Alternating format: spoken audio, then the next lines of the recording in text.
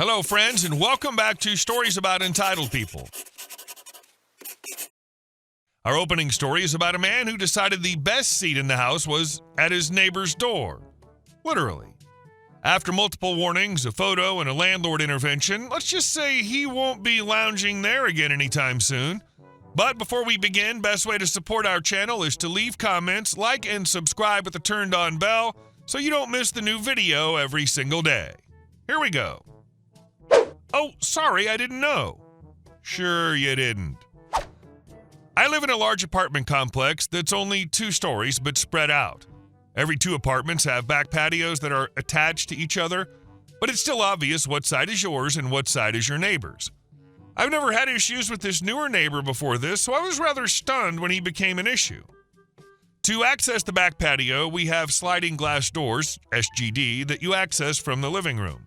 In my living room, my recliner's right next to the SGD. So about 2 weeks ago, I'm sitting in my chair watching TV, my husband's at work. I can suddenly hear my neighbor very clearly talking outside. But they are so loud. Thinking this is odd, I lean forward and move the shade over the SGD, and am stunned to see my male neighbor sitting in a chair right in front of my SGD. I'm very disconcerted by this, but I'm alone and don't feel comfortable telling him to move while I'm alone. I don't know him, after all. Hubby comes home, I tell him, he goes right out and moves his chair. The neighbor had gone inside that was blocking our door.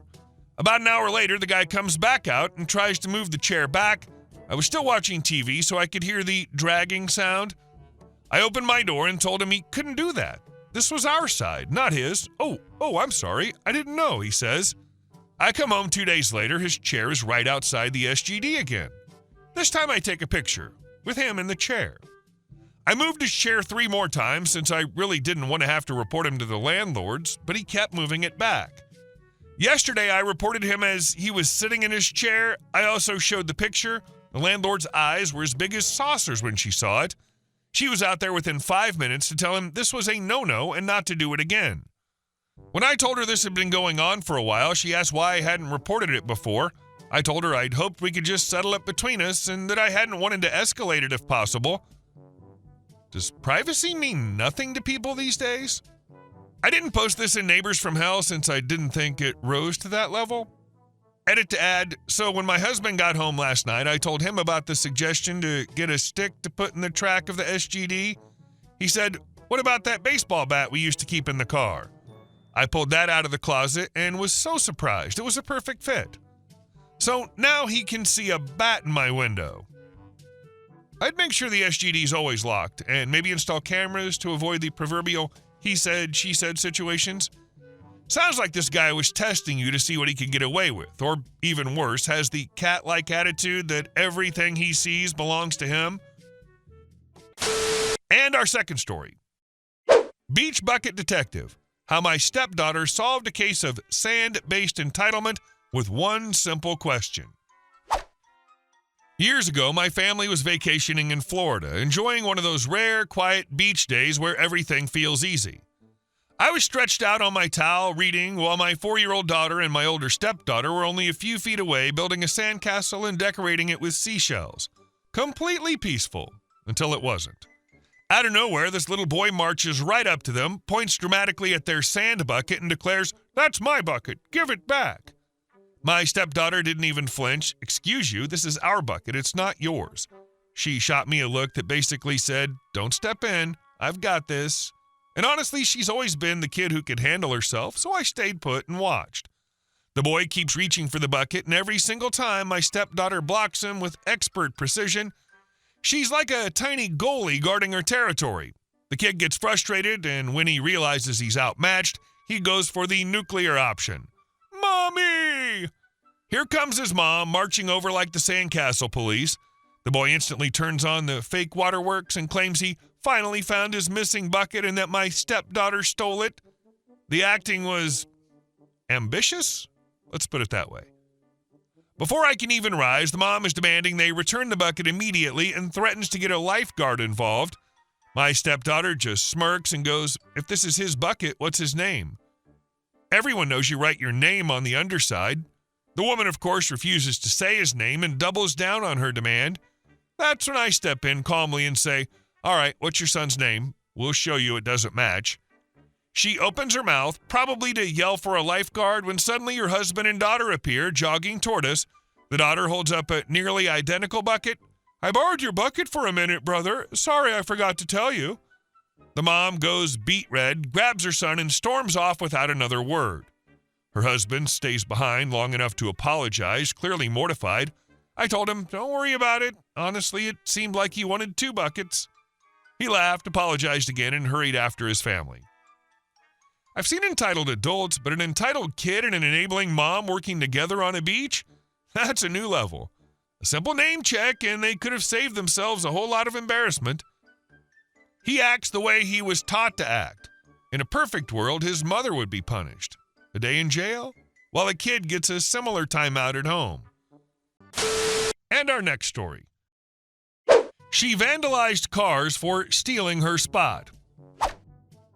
When my wife and I bought our house, we thought the block was quiet, normal, nothing strange. But the longer we lived there, the more obvious it became that our neighbor across the street, let's call her Deborah, believed the curb in front of her home was her personal, God-given parking territory. Not part of the street, not public, hers. There's enough curb space for 2 cars easily, but Deborah would always, without fail, park dead center like she was trying to land a plane on a runway. Half her bumper edging into one side, the other half on the opposite end. Anyone else pulling in would need geometry skills and a forklift. The fun started when people dared to park there when the spot was empty. One afternoon, I watched Deborah march across the street and yell at our next-door neighbor, Mark, who'd parked in front of her house because his driveway was blocked by a contractor's trailer. She jabbed her finger at his chest and snapped, "You don't get to take my spot." Mark blinked at her. "It's the street, Deborah. You know I parked there." He just shook his head and went inside, but she stood on the sidewalk muttering to herself for a full 5 minutes, hands on hips like she was doing deep breathing exercises before she exploded. And she did explode, eventually. A month later, our neighbor 2 doors down had guests over for the weekend. Because every driveway was full, one of them parked in front of Deborah's house, but importantly, left enough room for Deborah to park there too. The curb wasn't stolen, it wasn't obstructed, it was literally the best-case scenario. The next morning, the guests came out to find their car drenched in sticky, pulpy, sun-baked orange juice. The whole windshield looked like a citric acid crime scene. Deborah just happened to be outside watering her flowers, looking suspiciously pleased with herself. The guest confronted her, and she just shrugged and said, "Maybe next time you won't take what isn't yours." My wife tried to be diplomatic. She approached Deborah later that week and said, "Look, nobody's trying to take your space. It's just the street. Things would go smoother if you didn't, react so strongly." Deborah gave her a smile that looked like it was stapled onto her face. "Your husband should explain to the neighbors to stop parking there. I've lived here the longest. That spot is mine." My wife tried again. "Deborah, the streets don't work that way." "It's my house," she snapped. "People need to respect that." After that, there was no point reasoning with her. Deborah wasn't interested in logic. She wanted control. And vandalizing cars wasn't a one-time thing. We started noticing splashes on people's doors, scratches on bumpers, random dents that weren't there the day before. No proof, but the pattern was obvious. Park in Deborah land, suffer Deborah's wrath. We decided we needed cameras, not just for our cars, but for the entire neighborhood's sanity. One night around midnight, our phone pinged, motion detected. We opened the app, and there she was, Deborah, in her pajamas and slippers, standing next to the car of a neighbor who'd parked at the edge of her curb. She looked around, then uncapped a bottle and poured something all over their hood. Lemonade this time. Girl liked her citrus. The next morning, we downloaded every clip, formatted it, and put it on a flash drive. My wife walked across the street and knocked on Deborah's door. When she answered, my wife simply said, "Stop vandalizing cars. We have you on camera." Deborah froze. "Excuse me?" "We took the footage to the police this morning. They'll be contacting you." And then she closed the door and walked away. For someone who usually screamed at strangers in the street, Deborah was suddenly very quiet. For days, weeks even, no more screaming, no more stalking people from her lawn, no more passive-aggressive citrus marination. What she did do was start parking properly, lined up against the curb like a normal person, leaving room for anyone else without her usual territorial meltdown. People still park in front of her house, all the time. She just has to live with it now, silently. Because one more sticky windshield and she'll be explaining it to a judge. She really woke up every morning thinking, time to protect the sacred curb. Meanwhile, the whole neighborhood's watching her toss Tropicana like she's performing a ritual sacrifice. This woman vandalized cars with the same attitude she uses to return expired coupons. And our last story. You are not stepping foot in my home. My mother has two sisters. Maria, the oldest, is basically a walking saint. And then there's Jackie, the middle sister, a woman who has managed to weaponize self-pity so powerfully she could probably get a parking ticket forgiven just by crying about all the trauma she's suffered. My mom's the youngest, grounded, successful, and the only one in the trio who managed to build a functional adult life. Jackie did not. Growing up, Jackie was the golden child, pretty, popular, effortlessly charming, until reality caught up with her and she realized high school charisma doesn't translate into an actual personality. While Maria built a career in nursing and my mom became a corporate boss before choosing to stay home with us, Jackie spiraled. Every mistake she made was always someone else's fault. Every failed relationship was because men can't handle smart women. Every bout of drama was family turning against her. As a kid, I didn't fully understand it, but I knew something was wrong when she'd ask 7-year-old me to hand over my Christmas money because you don't really need it. My grandparents eventually put a stop to that and let her live with them, which she did for over 20 years, mooching off their kindness while accusing everyone around her of neglect. By the time she finally got her own 2-bedroom house, she let it fall into chaos. My mom, out of guilt and compassion, would go over periodically to clean, only to be ordered around like a maid while Jackie sat on the couch complaining about my back, my depression, my life is harder than anyone realizes. My mom always came home exhausted and furious. Then came the pandemic. I moved back home temporarily, a big, beautiful, paid-off house my parents have had for almost 30 years. We upgraded the kitchen, we have space, and I pay rent and bills. It's peaceful. It feels like a safe place to regroup until I'm ready for my own home. Jackie, meanwhile, stayed isolated in her cluttered little house, calling occasionally to complain or fish for sympathy. Last weekend, she called my mom to check in, which is Jackie speak for, I need something. Hi, she said with that pitiful sigh she always uses. Haven't talked in a while. How are you? We're good, Mom replied. Everyone's been doing well. Jackie sighed again. With the vaccines rolling out, it'll be nice to see everyone again.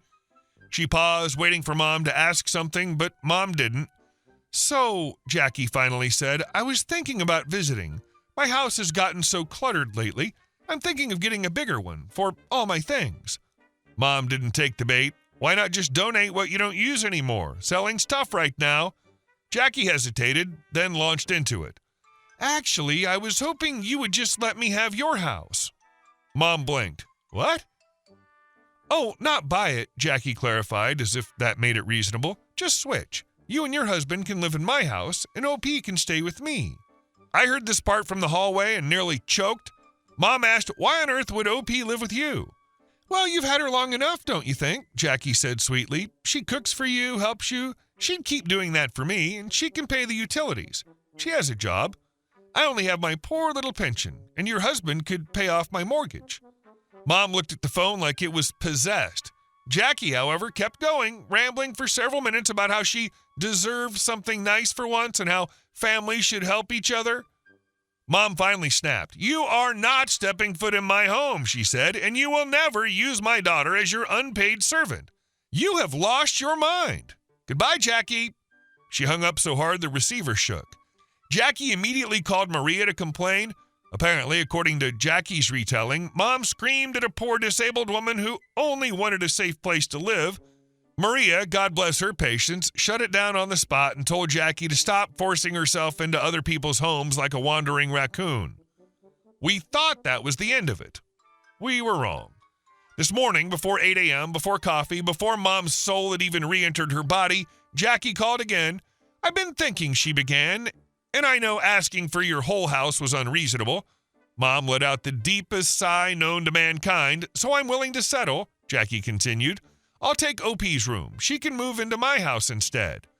Mom put her on speaker and walked to my doorway so I could hear every delusional word. OP's thinking of getting her own place anyway. I can transfer the mortgage to her. She should leave the nest sometime. She can move in with me and help me out. Mom stared at me. I stared back. Neither of us blinked. Mom said she's welcome to stay here as long as she wants. That's her choice, not yours. Well, she shouldn't be living with her parents at her age, Jackie argued. She should get a boyfriend and move out. Mom shot me a look that was equal parts, "Can you believe this?" and "Don't say a word." Then she said, "We enjoy having her here. If anyone should be moving in with someone, it isn't her. And I'm not trading houses, rooms, garages, or anything else." Jackie tried one last tactic, desperation. "Well, could you at least renovate the garage so I have a place to stay when I visit?" Mom finally hit her limit. "You have a house," she snapped. "Live in it." I burst out laughing loud enough for Jackie to hear through the phone. Mom ended the call with a simple "don't ask again" and walked off to make coffee like she hadn't just laid waste to an entire countryside. Jackie isn't just selfish, she's a human cuckoo bird, trying to lay her eggs in other people's nests and push their rightful occupants out. She sees your family's stability, peace, and success not as something to be celebrated, but as a resource to be plundered for her own comfort. Hey guys, thank you all for watching the video. I'll see you in the next one.